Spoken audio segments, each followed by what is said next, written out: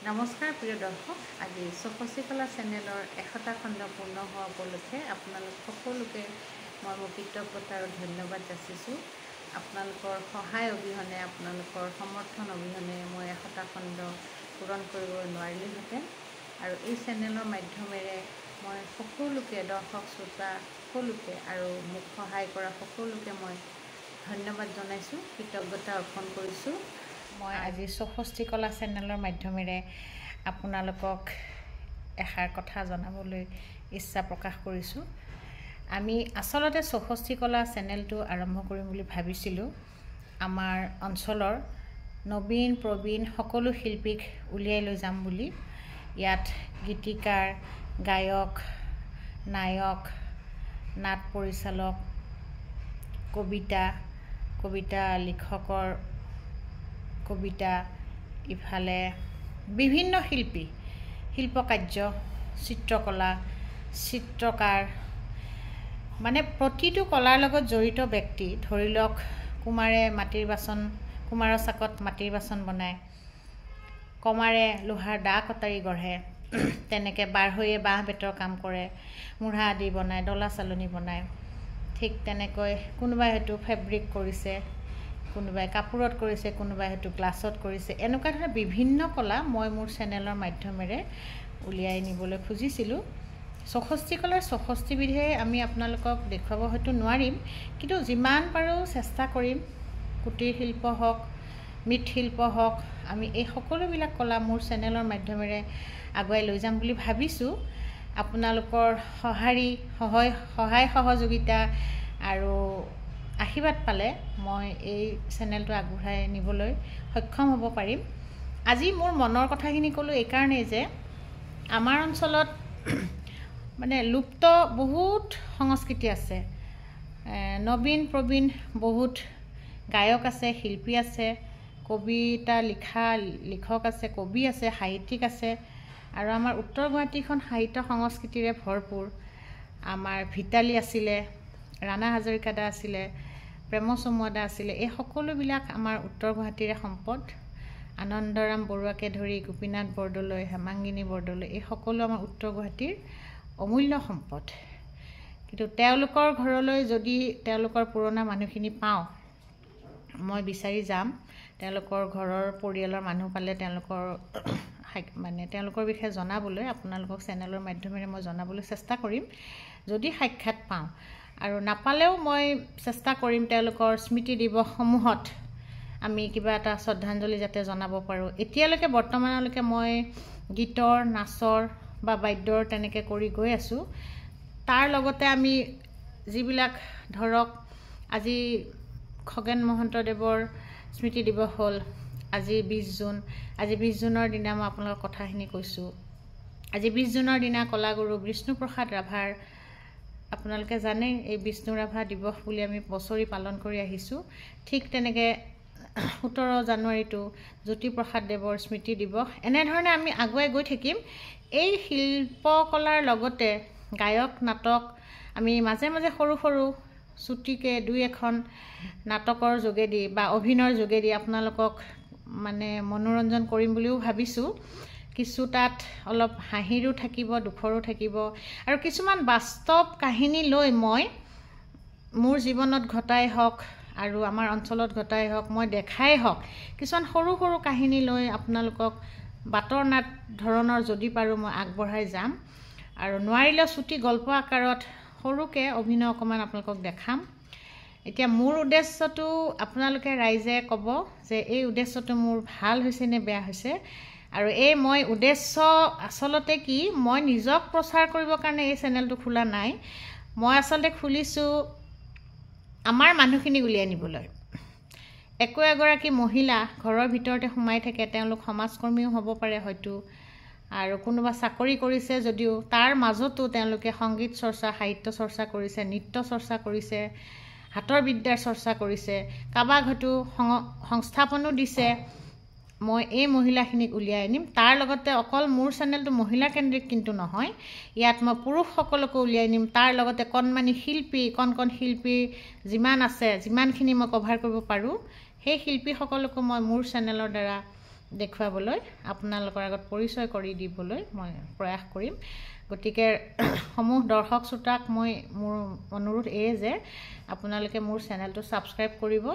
এই কাৰণেই কৰিব যে আপোনালোকৰ অঞ্চলতো যদি তেনেকুৱা কিবা আছে মোক জনাব। মোৰ ফোন নাম্বাৰটো মই তলত লিখি দিম, আপোনালোকে মোক ফোন কৰিব, মই তালৈ পাৰিলে যাম। আৰু মই মোৰ নিজৰ কথা একো নকওঁ, কাৰণ মই এগৰাকী সাধাৰণ মহিলা। মই ৰাইজৰ হৈ কিবা এটা কৰিবলৈ মোৰ ইচ্ছা আছে, আৰু হয়তো মই সামাজিক কাম বহুত কৰিব মই পৰা নাই, কিন্তু মই এই ধৰণেই সমাজৰ নবীন প্ৰবীণ শিল্পীসকলক, যিকোনো শিল্পৰ শিল্পী, মই আপোনালোকক কৈছোঁ যে ৬৪ কলাৰ অন্তৰ্গত আমি ৬৪বিধ বিদ্যা আপোনালোকক দেখাব নোৱাৰিলেও যিমানখিনি বাৰু চেষ্টা কৰিম। তাৰ মাজতে সংগীতৰ শিল্পী বেছি হ'ব, কাৰণ নাচ গান কৰা বাদ্য বজোৱা মানুহ আমাৰ অঞ্চলত বহুত বেছি। আজিকালি বোৱনী শিপিনী পাবলেই নাই, হয়নে? তথাপি আমি বোৱনী শিপিনী যিকেইগৰাকীমান পাওঁ আপোনালোকৰ মাজলৈ লৈ আহিম। কোনোবাই হয়তো ঊলৰ কাম কৰিছে, কোনোবাই হয়তো ফুল বনাইছে, কোনোবাই হয়তো ফুলনিখন সজাইছে, কোনোবাই হয়তো ভাল ৰান্ধিছে, কোনোবাই এজন ৰান্ধনীৰ। এই ধৰণৰ আমি সাক্ষাৎকাৰ ল'ম, আৰু যিসকলক মই পাৰোঁ নিজে গৈয়ে ল'ম। আৰু যিসকলৰ ফোন নাম্বাৰ কেতিয়াবা মই যদি মই ফোনতো পাওঁ, তেওঁলোকক ঘৰতে এটা ভিডিঅ' বনাই দিব ক'ম। ইয়াতে মই মোৰ চেনেলৰ দ্বাৰা মই কথাখিনি কৈ উঠি তাতে যোগ দি মই ইউটিউবত তেনেকৈ দিম। ধন্যবাদ। প্ৰথমতে মই শলাগ ল'ব লাগিব মোক সহায় কৰা সকলৰ ভিতৰত মিনতী গোস্বামী। মিনতী গোস্বামী মোৰ ভণ্টিৰ নিচিনা।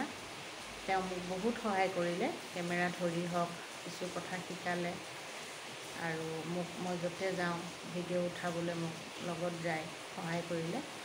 তেওঁৰ বায়েক হেমকান্তি বৰুৱা, তেওঁৰো মই শলাগ লৈছোঁ, কাৰণ তেওঁৰ ভিডিঅ'বিলাক দেখি মই অকণ উৎসাহ পালোঁ যে ইমান সৰু সৰু কথাত আমি ধৰি যদি এটা ভিডিঅ' বনাব পাৰোঁ। মই দেখোন ৬৪ কলা বুলিলে কিমান আছে বস্তু, এটা বিশাল জগত, কলাৰ এটি বিশাল জগত আমাৰ সন্মুখত আছে। আমি যিকোনো কলা এই চেনেলৰ মাধ্যমেৰে আপোনালোকৰ সন্মুখত প্ৰকাশ কৰিব পাৰোঁ। তাৰোপৰি ইয়াৰ পিছত এডিটিঙৰ কিছু কাম মোৰ মিনতীয়ে কৰি দিলে। পিছলৈ লাহে লাহে মোৰ ছোৱালী, মোৰ ভতিজাহঁতেও মোক অকণমান সহায় কৰি দিলে।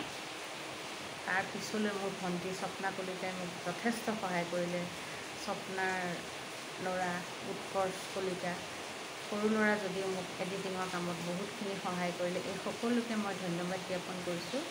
তাৰোপৰি মোৰ চেনেলত যিসকল আই মাতৃয়ে নাম পৰিৱেশন কৰিছে, গীত পৰিৱেশন কৰিছে, আৰু যিসকলে ইয়াত লোকগীত, বৰগীত, যিকোনো নাচৰ অনুষ্ঠানেই হওক পৰিৱেশন কৰিছে, তেওঁলোককো মই ধন্যবাদ দিছোঁ। মোৰ চেনেলটো চলাই যোৱাত তেওঁলোকে যথেষ্ট সহায় কৰিছে। আৰু মোৰ উদ্দেশ্যটো আপোনালোকক মই ক'লোৱেই যে মই কিহৰ কাৰণে এই চেনেলটো খুলিলোঁ।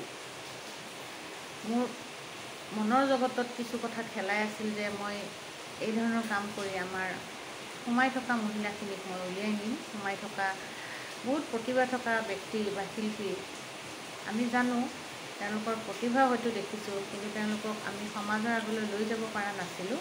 মোৰ চেনেলৰ মাধ্যমেৰে মই এই কামটো কৰিছোঁ, আৰু এইটো মই মোৰ নিজৰ ভাল লগা কামখিনি মই এনেকৈ কৰিয়ে ভাল পাওঁ।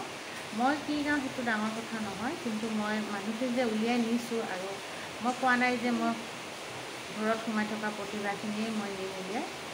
মই বিখ্যাত শিল্পীসকলৰ ওচৰতো যাম সময় সুবিধা অনুসৰি, আৰু মই মৃৎশিল্প হওক, কুমাৰ এই সকলোবিলাকৰ ওচৰলৈ মই সময় সুবিধা অনুসৰি যাম। আপোনালোকৰ সময়ত কেনেকৈ মই ৬৪ কলাৰ প্ৰায়খিনি দেখাব পাৰোঁ, মই তাৰ বাবে চেষ্টা কৰিম। গতিকে আজি মই মোৰ চেনেলৰ আটাইতকৈ জনপ্ৰিয় হোৱা লোকগীত শ্ৰী অনাতাঁৰ শিল্পী শ্ৰীযুত লঘনু ৰাভাৰ গীতটো তেওঁ একেবাৰে বেছি ভিউ পাইছিলে। তেওঁক মই অশেষ ধন্যবাদ দিছোঁ। ভৱিষ্যতেও তেখেতৰ গীত আমি পৰিৱেশন কৰাম মোৰ চেনেলৰ মাধ্যমেৰে। তাৰপিছতে গুলিগাঁও নামঘৰৰ আয়তীসকলক মই ধন্যবাদ জনাইছোঁ। তেওঁলোক নাৰেংগীৰ, তেওঁলোকৰ শিৱৰ নামটো বহুত ভিউ পাইছে। এনেদৰে আমি ক্ৰমান্বয়ে গৈ আছোঁ।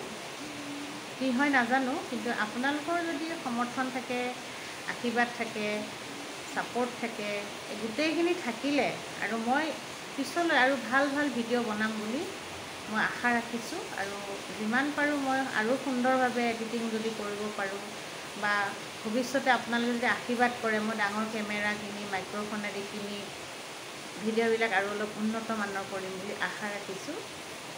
আজিলৈ ইমানতে সামৰণি মাৰিলোঁ মোৰ কথাখিনি। মোৰ মনৰ কথাখিনি ক'লোঁ কিয়, মই আপোনালোককতো সকলোকে লগ নাপাওঁ। মই চেনেলৰ মাধ্যমেৰে আপোনালোকক মই মনৰ কথাখিনি ক'লোঁ। মই ভৱিষ্যতে কিছু হয়তো ৰাজহুৱা বা অলপ বহল অৰ্থত কিছু কাম কৰিম ভাবিছোঁ। গতিকে আপোনালোকে আশীৰ্বাদ কৰিব মোৰ চেনেলটো যাতে জীয়াই থাকে, আৰু মই সকলোকে যিমানখিনি মোৰ চিনাকিৰ ভিতৰত থাকে এই চেনেলৰ মাধ্যমেৰে যাতে মই ৰাইজৰ আগত, দৰ্শক শ্ৰোতাৰ আগত পৰিচয় কৰি দিব পাৰোঁ, তাৰ বাবে মই চেষ্টা কৰিম। ধন্যবাদ।